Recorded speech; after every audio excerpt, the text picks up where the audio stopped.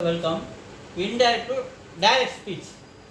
பாருங்க, the Prime Minister said that he was determined to abolish poverty. Prime Minister என்ன சொன்னாரு என்னால பாவர்ட்டியை கண்டிப்பாக நான் ஒழிப்பேன் அப்படின்னு சொல்கிறார், உறுதிமொழி சொல்கிறாரு. அதுதான் the Prime Minister said that he was determined to abolish poverty அப்படின்னு Prime Minister சொன்னதா நாம் இந்த சென்டென்ஸை சொல்லும்போது இதே இன்டைரக்ட் ஸ்பீச்சில் இருக்குது, டைரக்ட் ஸ்பீச்சாக மாற்றுறோம். So the prime minister said, so told இருந்தால் நம்ம செட்டுன்னு மாற்றலாம் இல்லையா? அங்கே செட்டு நாங்கள் கொடுத்துக்கிறதுனால நம்ம இதை அப்படியே வச்சுக்கலாம். டைரக்ட் ஸ்பீச்சாக மாற்றும் போது so direct speech. So the prime minister set, இந்த தட்டை எடுத்துடணும். தட்டை எடுத்துட்டு ஸோ இங்கே கமா போட்டுக்கணும், இங்கே இன்வெர்டட் கமா வரணும். He was determined. So he was, அவருன்னு நம்ம சொல்கிறோம். ஆனால் நம்ம அவர் சொல்லும்போது என்னால் முடியும் வறுமையை ஒழிக்க. I am determined.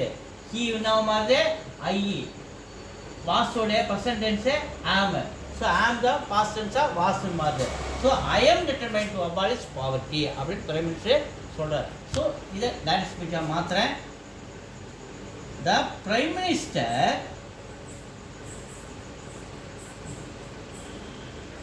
Prime Minister said சொன்னார், கமா இன்வெர்டட் கமா, தட்டை எடுத்துடுறோம், கமா இன்வெர்டட் கமா ஓப்பன் பண்ணுறோம்.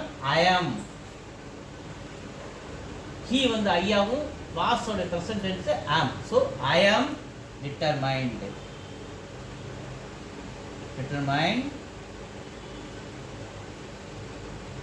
I am determined to abolish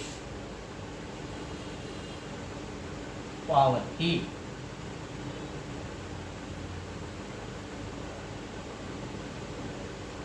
So the Prime Minister said, comma inverted comma, that I am determined to abolish poverty. So the direct speech.